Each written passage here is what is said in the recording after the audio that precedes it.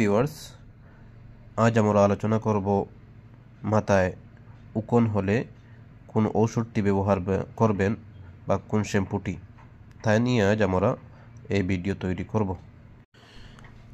আজকাল বাজারে বহু ধরনের শ্যাম্পু পাওয়া যায়, তার মধ্যে সবথেকে ভালো hair shield anti lice cream wash, যেটি আপনারা স্ক্রিনে দেখতে পাচ্ছেন সেটি। এটি বহু পরীক্ষিত, আমি বহু পেশেন্টকে দিয়েছি, তাহারা ব্যবহার করেছে, সেটি খুব ভালো।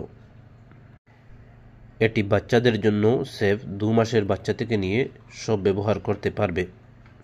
এটি ব্যবহারের নিয়ম হলো, প্রথমে চুলকে ভালোভাবে ধুয়ে নেবেন সাবান দিয়ে বা শ্যাম্পু দিয়ে।